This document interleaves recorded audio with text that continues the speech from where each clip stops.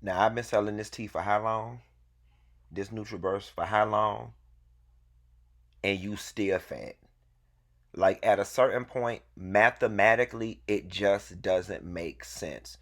For as long as I've been selling this product, you could have tried it and been on lost all that weight twice. And you still sitting back acting stupid and apprehensive. Drop down in the description box, click the link, and buy the damn tea. Damn. So everybody been wanting to know what is the update between me and Hook and Reel. All right. I'm here to let you know it ain't one. Now I got a problem with the Lauderhill location, and I also have a problem with corporate Hook and Reel as a whole. Want to talk about it? Here it goes.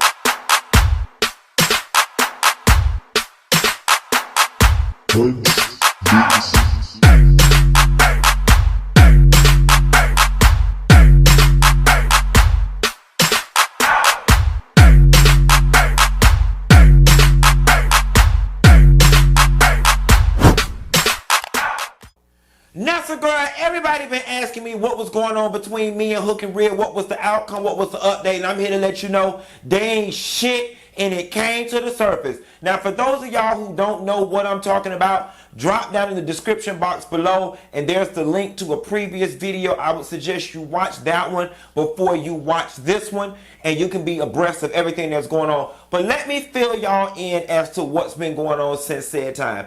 So after I did my video exposing the racist experience that I had at the Hook and Reel Lauderhill location, that weekend somebody reached out to me from Hook and Reel Corporate from the Human Resources Department. It was a Sunday. She called, I didn't answer, sent the text message, or whatever the case may be. I forwarded the text message to my attorney. I don't want to talk to you. Talk to legal, okay? So she spoke with my attorney spoke with her, and they got on the phone, and the lady was like, you know, we saw the video, we're really sorry about what happened, or whatever the case may be. My attorney then went back and said, you know, that's fine and well, but sorry's just not going to cut it. You know, I think Quentin is going to want something. And then the lady began using legal jargon, right? Well, there was no intent. And then she started throwing out all these buzzwords to try to, I guess, you know, call our bluff or whatever the case may be. And my attorney had to let her know, listen, baby, I'm not just one of Quentin's homegirls that you called. I'm an attorney in real life, and not an attorney that just does a little yang, yang, yang around the house, but like, I'm a real attorney, like one that you can turn on TV any given day of the week, and you might see my black ass face on the screen or whatever the case may be. So she called me back and let me know what the conversation was. And I said to her, I said, well, attorney, what do we want? And then she said, well, Q, what do you want? And I said, well, you know, listen, in the grand scheme of things, this is not one of those situations where, you know, we can go to court and sue them for damages, or I need $2 million because of my experience. It's not remotely that deep, all right? It just isn't. And so I was like, you know what? I would be satisfied.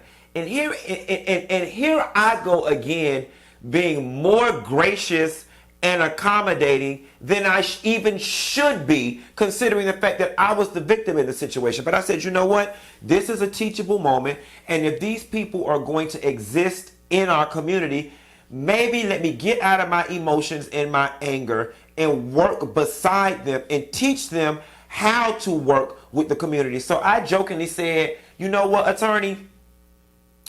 I would be happy if they donated 200 pounds of crab legs to the community. Now, granted, I don't expect these people's business in real life to donate 200 pounds of crab legs to the community. That's just outrageous. But I said, you know what? If they would be willing to do some type of community event, we partner with them. It'll be done and all will be good in the hood. So she came back. She told the lady that. Lady liked it. Later down the line, the COO of the company called my attorney and was like, you know what? We think this is a great idea. We are going to put a budget and an outline together, and we will be back in contact with you within the week. Week goes by, we don't hear anything. Then when my attorney checks in with them, then it's the whole out for Christmas thing. You know, so-and-so is out for Christmas, yada, yada, yada. No big deal. I'm out for Christmas. I'm not expecting nobody to work for Christmas. And to be quite honest, in my head, I've kind of moved on. Or whatever the case may be. After Christmas, we don't hear from nobody. My attorney then checks in again. And then it becomes all this hemming and humming. Where that location really isn't doing well right now. You think? Did anybody ever stop to think that maybe that location isn't doing well because the community in which the restaurant resides in, the residents of that community, don't feel comfortable returning to that restaurant because of experiences like the one I had? You think? Then my thing about it is, okay, fine. If the restaurant is not doing well, then take the goddamn crab legs and the money out of the goddamn corporate profits. Y'all got it. Corporate is the one that now called, so corporate is the one who now need to fix it. That's how I'm looking at it. And here's the thing, right? Here is why I decided to make this second video. Because in the grand scheme of my life, I've got greater things to worry about than fucking Hook and Reel. All right? There are 950,000 other crab boil restaurants in the South Florida area that will love to have my business and promotion. Here is where the ball has been dropped on Hook and Reel's behalf. This was a huge opportunity for success.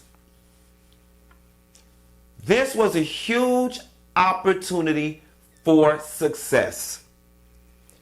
The amount of promotion and community partnership that could have come about with the spend of a few $1,000s on their part, you wouldn't have been able to buy this level of promotion and community partnership and camaraderie that could have developed from this opportunity. But it goes to show, when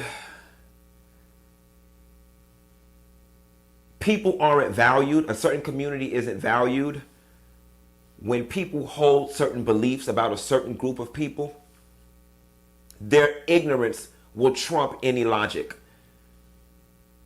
Not only do I have this platform, I have the Fox Soul platform. TGIF is the #1 show on Fox Soul that runs 2 days a week. But more importantly, a simple scroll through my Instagram would have showed that I am on the radio on the #1 adult urban AC radio station in South Florida. The station lies directly in the community and speaks directly to their customer base. You fucking idiots. This YouTube, this is a global platform. 80% of y'all hearing this probably don't even have a Hook and Reel in y'all's area. The radio, 100% of the people who hear my voice on that station is their damn customer base. And instead of those idiots having the wherewithal to say and see, this could be a good thing. This person is directly tied to the community. This person has direct access in the ear of our customer base. They decided to say, the smoke has died down. He's not making a fuss anymore. Let's just move on. And hopefully they forgot about it. So that's the type of business that y'all run. That's the type of people y'all are, Hook and Reel corporate. See, now at this point, the issue is no longer with the Lauderhill location, which in my previous video, I made it a point to isolate that particular business. But now things are beginning to make more sense. Leadership starts at the top. Now things are starting to make sense. This is a part of you guys' corporate culture.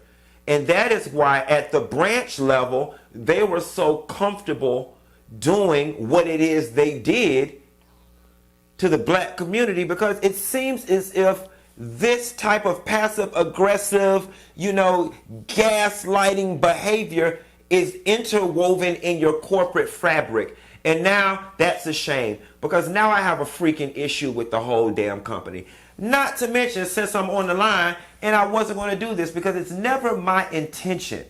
It is never my intention to destroy anybody's business.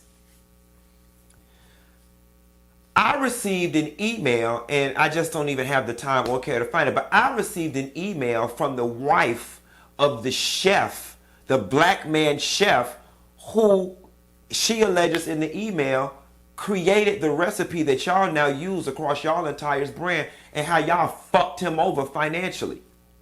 And it is a very detailed, very thorough and detailed outline speaking about the racism that her husband experienced in his business dealings with Hook and Reel. So needless to say, Hook and Reel, y'all ain't shit. And it came to the surface. Now many would ask, do I leave it alone at this point, or do I keep going? How much grace needs to be extended to y'all? Because the funny thing about it is,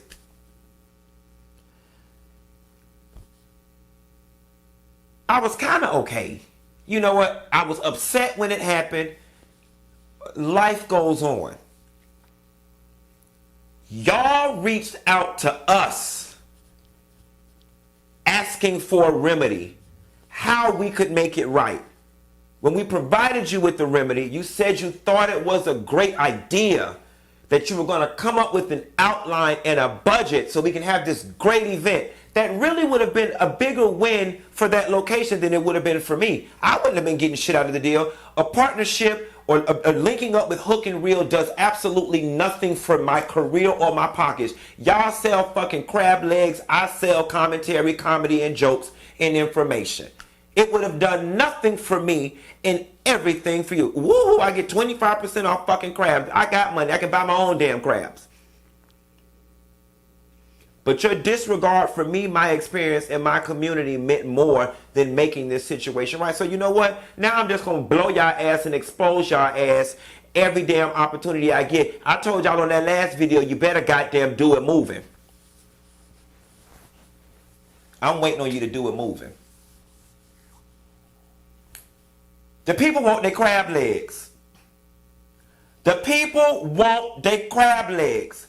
Where is our community event with the crab legs that you said we would have to remedy the racist experience I had at the Lauderhill location? And now I have a problem with the whole damn Hook and Reel, because you never should have had the lady from Human Resources speak with my attorney, nor should you have had the COO call my attorney back, clapping, hopping, jumping up and down, talking about how great this was, if you had no goddamn intentions on coming through with what you said. It's really messed up, and it makes y'all look like a very shitty organization from the top down. It's sad. It's hurtful. It's disheartening.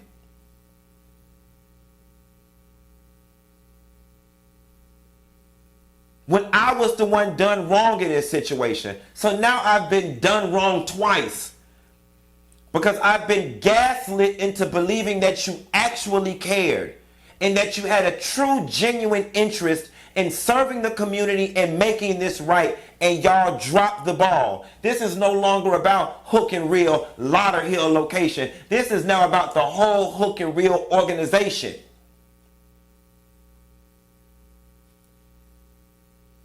Y'all ain't shit, and it came to the surface. And as long as I got breath in my body, it's going to continue to come to the surface. Because until it's made right, I'm going to continue to speak on it. That's all I got. Ain't got no more. And I'll talk to y'all later. Bye.